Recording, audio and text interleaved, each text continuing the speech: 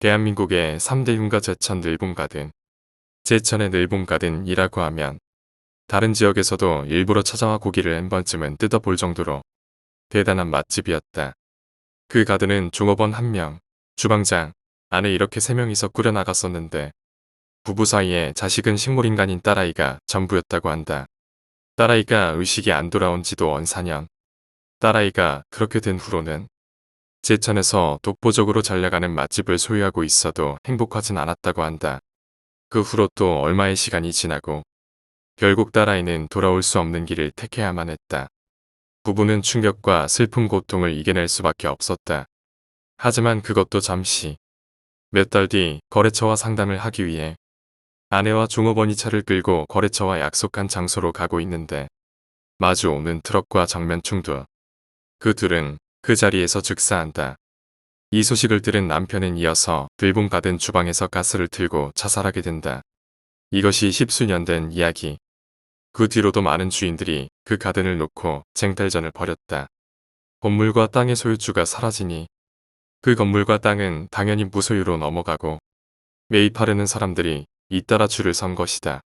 그 때문에 사람이 건물에서 죽건 무슨 사연이 있건 간에 건물과 땅의 값은 하늘로 올라갔고 그 중에 한돈 많은 한 부부가 또 가든을 사고 꾸리기 시작한다.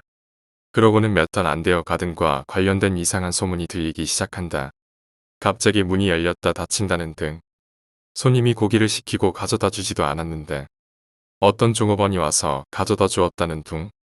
주방장이 귀찮아서 설거지나 식탁을 그냥 두고 퇴근하고 아침에 와보면 아주 깨끗하게 정리가 돼 있다는 둥. 손님이 음식을 먹고 있다가 바닥에 뭘 흘리거나 음식 가지고 장난을 치면 누가 와서 무언가로 뒤통수를 때린다거나 그런 사례가 종종 일어났다고 한다. 당연히 그 소문은 제천 일대에 약간의 과장이 포함되어 다른 속도로 퍼졌고 땅값과 건물값은 바닥을 내리꽂았다. 그 뒤로도 여러 번 주인이 바뀌었는데 상황은 나아지기는커녕 더욱 나빠지기만 했다. 지금 현재는 폐허가 되어 건물 안에는 아무것도 없다고 한다. 건물은 모두 3층으로 되어 있고 4층은 옥상이다. 2층에 낡은 원 테이블과 의자 1개, 1층에 낡은 옷장, 그리고 3층에 깨진 전신 거울을 빼곤 모두 다 철거한 상태이다. 지금 소유주는 어느 한 목사님이고 그 목사님은 이 건물은 그냥 이대로 두는 것이 이 지역을 위해 좋겠다고 말씀하셨다. 그 말인즉슨 요즘엔 별로 뜸하지만 내가 중학교 때, 그러니까 한 7, 8년 전만 해도 1년간 제천에서 일어난 교통사고와 인명사고 중 20% 이상이 늘봉 가든 앞도로에서 일어났다고 해도 과언이 아니었다. 그 당시 조수석이나 뒷좌석에서 목숨을 부지한 사람들의 증언에 의하면 누군가 뒤에서 쫓아오고 있었다. 그것도 걸어서 계속 똑같은 길만 가고 있다. 휘발유는 다 없어져 가는데 계속 가도 그 가든만 계속 나온다. 커브에서 갑자기 누가 뛰쳐나왔다. 계속 생각해보니 어린 여자였다. 거의가 다 이런 발언이었다. 그러다 결국 TV에서 제천 늘봉 가든 편으로 어느 한 프로그램이 방영한다. 거기선 다른 지역에 온 유명한 무속인이라는 여자 한 사람이 나와서 늘봉 가든으로 들어가서 막 귀신과 대화를 하고 그런 내용이었다. 하지만 그 촬영도 잠시 자막엔 돌발 상황이라고 뜨면서 갑자기 여자 무속인이 나갑시다. 어서 나갑시다. 카메라맨이나 다른 스태프들은 모두 어리둥절해하면서 황급히 뛰쳐나가는 그 무속인을 뒤쫓아 나갈 수밖에 없었다. 그렇게 모든 제작진들이 밖으로 나가고 이제서야 그 무속인은 입을 연다. 내일 다시 오죠. 무슨 말씀하시는 겁니까? 지금 여기에 있는 영들은 감당하기엔 제 그릇이 턱없이 부족하군요. 내일 제가 잘 아는 무속인들과 다시 오죠. 다행히 그 방송은 녹화방송이라 편집이 돼서 바로 다음날 이야기가 방영되었고 다시 온 멤버는 어제의 그 여자 무속인, 20대 초반으로 추정되는 아주 젊은 남자 무속인, 45세 이상 돼 보이는 중년의 남자 무속인 그리고 제작진들. 이렇게 다시 멤버를 구성하고 들어가게 된다. 하지만 1층이나 2층까진 좋았지만 3층에서부터 점점 그들은 발걸음을 천천히 하기 시작했다. 그때 젊은 남자가 말했다. 여기 다 있구먼. 뭐가 있다는 말씀이죠? 그러자 옆에 있던 중년 남자가 저기 전신 거울 앞에서 머리빗질하는 여자아이가 있네요. 그 당시 TV로 시청하고 있던 나는 정말 소름이 돋았다. 그게 진짜입니까? 그러자 여자 무속인이 말한다. 이래서 내가 혼자 못 온 거야. 감당이 안 된다니까. 여기서 하늘 못 가신 분들 억수로 많구먼. 어휴, 좋기 80명은 돼 보이네요. 80명이요? 더 있을 수도 있어요. 저기 계신 분은 저보다 더 많이 느끼실 거예요. 충격이 아닐 수 없었다. 이건 완전히 영화에서나 볼 수 있는 고스트하우스. 뭐 그 정도. 명만 80개 이상이라니. 그러고는 이리저리 이야기를 나누다 그 방송은 별 사고 없이 끝마치게 된다. 이제 늘봄 가든에서 제가 직접 겪은 실화를 말씀드릴 차례군요. 때는 내가 고3을 졸업하고 대학에 들어가기 전 그 사이 기간이었다. 그래도 겨울이라 아직 좀 쌀쌀하지만 내가 덩치가 크다 보니 다른 아이들과 다르게 더위를 빨리 타는 편이었다. 그래서 무서운 거나 서늘한 걸 더 좋아할 수도 있겠다. 여하튼 하루는 친구들과 여관에서 마지막이다 하고 뒤풀이 겸술을 먹고 있는데 한 친구가 야 거기 갈래? 어디? 늘봄? 불안나? 아 왜 재미있잖아. 나가자 가자. 졸업하자마자 초상 치르고 싶냐? 내가 아무리 그렇게 말해도 막무가내로 가자고 하는 친구들을 막을 순 없었다. 결국은 차를 가지고 있는 친구의 도움을 받아갔다. 그곳에 간 시간은 새벽 1시. 야, 꼭 가야겠냐? 아, 그럼 여기까지 왔는데 유턴하니? 도무지 돌아갈 생각을 안 하는 친구들이었다. 술 내가 쏠게 다른데 가자. 아 병신 넌 들어가지 마 그럼. 고집쟁이 새끼들.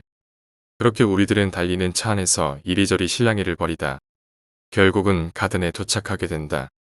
차를 세우고 자기들도 무서웠는지 차를 가든 정면에 앞을 두고 가든을 향해 라이트를 가장 밝게 켜둔다. 너 진짜 안 갈 거야? 안 가. 야 그럼 너 차 안에 혼자 있어야 돼. 짜증 났었다. 정말 어쩔 수 없는 것이라는 게 이런 것을 말하는 것 같았다. 결국 우리들은 가든 안으로 들어가게 된다. 멤버는 5명, 들어가기 전에 가위바위보를 한다. 맨 앞에서 앞장설 사람을 추리는 것이다.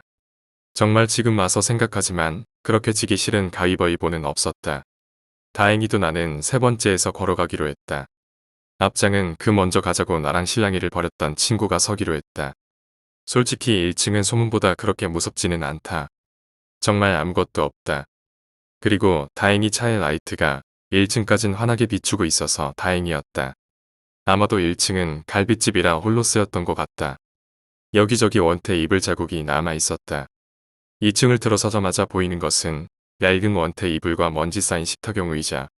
그때 어느 놈이 말한다. 야 가위바위보에서 한 명이 저기 앉고 사진 찍자. 아 미친 새끼. 왜? 난 빼줘. 왜 쫄이나? 아 개새끼야. 그렇게 우리는 2층으로 겨우 들어오는 차의 라이트에 의존하여 가위바위보를 하게 된다. 결과는 나의 패배. 아 짜증나. 앉아봐 빨리. 결국 그렇게 정말 지기 싫었던 가위바위보를 지고 의자에 앉게 된다. 결국 남은 4명이서 핸드폰으로 나를 찍고 사진은 확인 안 한 채 드디어 3층으로 가게 된다. 3층에 오자마자 우리들이 다 발걸음을 멈추었다. 이유는 차의 라이트의 사정거리가 3층엔 도달하지 않고 오로지 핸드폰 라이트만에 의존할 수밖에 없는 것을 모두 알기 때문이다. 3층에서 맨 처음 보이는 것은 저기 구석에 있는 깨진 전신 거울. 거기서 우리는 또 거울을 보고 사진을 찍어댔다. 이번엔 다 같이 찍는 거라 내 핸드폰도 꺼내어 사진을 찍었다. 다 같이 어깨동무를 하면서 최대한 밀착하여 5명이 전신 거울에 최대한 다 나오도록 찍었다. 그때 누군가 말한다. 야 저기 뭐야? 뭐가? 저기 말이야. 거울 반대쪽에 있는 닫힌 문을 가리키면서 그 녀석은 눈을 손으로 가리며 말을 한다. 저게 뭐? 뭐가? 말해 빨리. 우리는 다 그친다. 그 녀석은 갑자기 한숨을 내쉬더니 말한다. 저 문 사진 찍을 때 열려 있었어. 지랄하지 마. 진짜야. 지랄하지 말라고. 제발 사실이 아니길 빌었다. 나뿐만이 아니었다. 그거 구라면 뒤진다. 진짜야. 내가 봤어. 우리가 뒤돌아볼 때 문이 닫혀서. 순간 우리는 아무 말도 못하고 그 닫혀있는 문만 바라볼 뿐이었다. 그 순간 나는 생각했다. 폐건물치고는 그 문이 조금 새 것처럼 보인다는 것을. 그런데 그렇게 멍하니 문만 바라보고 한 10초 정도 있었을 때 우리는 기익하며 열리는 문을 보았다. 그리고 그 문을 열고 나오는 그것을. 그것은 검은 형체의 사람. 귀신. 어두워서 거의 보이진 않았지만 분명히 두 발로 걸어 다니는 사람이었다. 우리는 아무도 핸드폰 라이트를 그것에 비출 용기가 나지 않았다. 그때였다. 마치 칠판에 손톱으로 긁는 그것과 흡사한 소리를 내며 그것은 우리에게 천천히 다가오고 있었다. 내가 먼저 소리를 질러댔고 우리는 자기가 순간 낼 수 있는 최고의 속도로 계단을 두세 칸씩 내려왔다. 2층, 1층, 차에 탔다. 재빨리 시동을 걸고 빨리 시내로 가자는 생각뿐이 없었다. 운전석에 앉은 친구는 재빨리 시동을 걸고 시내로 악셀을 밟기 시작했다. 차는 달리고 있다. 계속 달리고 있다. 앞에 보인다. 벌써 네 번째다. 그것을 지나왔다. 한 5분을 달렸을까? 또다시 우리 눈에 그것이 들어왔다. 이미 우리의 정신은 혼미해지고 두려움이 극에 달아 있었다. 그때 이미 경찰에 3번이나 신고한 상태였고 3번 다 그 미친놈들은 장난전화랍시고 개무시를 한 상태였다. 내 제천 중앙파출소입니다. 새끼들 장난전화하지 말라고 했지? 아 진짜라고요. 이런데 장난전화할 시간이 있으면 공부나 해라. 아 진짜라고 시발. 사람이 죽는다고. 너네 내가 가서 아니면 여기 핸드폰 다 찍어서. 너네 아니면 감옥 간다. 아 빨리 오시기나 해요. 지금 미치겠어요. 아이 시발 새끼. 전화는 그렇게 끊어졌고 우리는 벌써 10번도 더 본 늘분 가든 앞도로를 지나고 있었다. 얼마나 시간이 흘렀을까? 갑자기 잠이 온다. 마치 수면제를 통째로 씹은 것처럼 잠이 온다. 힘든 몸을 들어 뒤를 본다. 아이들이 자고 있다. 자면 안 돼. 안 돼. 야 일어나봐. 야. 같이 있던 친구 성훈이 목소리였다. 야 여기 어디야? 어디긴 어디야 병원이지. 어떻게 된 거야? 나는 충격적인 이야기를 들었다. 우리가 신고한 경찰은 신고받고 반신반의하다가 결국은 그곳의 경찰분들 서너 명을 데리고 왔다고 한다. 거기서 그들이 본 것은 엄청난 충격이었다. 그것은 늘봄 가든 앞마당을 원형으로 끝없이 돌고 있는 우리들의 차였다고 한다. 경찰은 우리에게 다시 전화를 했고 우리는 전화를 받지 않았다고 한다. 차는 계속 앞들에서 원을 그리며 돌고 있고 경찰들은 그 차를 세울 방법을 생각하다가 다행히 속도가 그리 빠르지 않아서 타이밍 맞춰서 경찰차를 후진해서 우리 차의 앞을 막았다는 것이다. 그런데 놀랍게도 우리 차는 거짓말같이 섰고 우리들의 차 안을 본 경찰은 놀라지 않을 수밖에 없었다고 한다. 차 안에 우리들은 모두 기절한 상태였고 운전석에 있었던 친구마저 핸들도 잡지 않은 채 기절한 상태였다고 한다. 그렇게 해서 병원으로 옮겨졌고 지금 깨어난 것이다. 아 사진. 야 사진 봐봐. 그 거울에서 찍은 사진. 야 그게 말이다. 왜요? 나도 찍어서 보자 어디. 사진이 없다. 내가 의자에 혼자 앉아서 찍은 사진조차도 친구들의 핸드폰엔 남아있지 않다. 그렇게 우리는 집으로 각자 돌아갔고 지금까지 이 이야기를 한 100여 명에게 해준 것 같다. 믿는 사람들도 있었고 물론 말도 안 된다고 하는 사람들도 있었다. 하지만 우리가 겪은 것은 분명히 사실이었고 다시는 겪고 싶지 않은 23년 내 인생 최악의 밤이었다. 여담이지만 그렇게 시간이 흘러 지금 가끔 친구들을 만나 그 이야기하면 아직도 척추에 남아있는 그때의 소름을 느낄 수 있다. 아직도 아니 지금도 생각하지만 그날 우리가 3층에서 본 것은 무엇이었으며 핸들도 잡지 않은 차를 원을 그리며 가든 앞에서 둘게 한 건 무엇이었을까? 우리는 그날 가든에서 뭘 한 것일까? 그 건물 철거를 왜 안 하냐면 철거하는 분들이 저주받는다고 안 한다고 한다.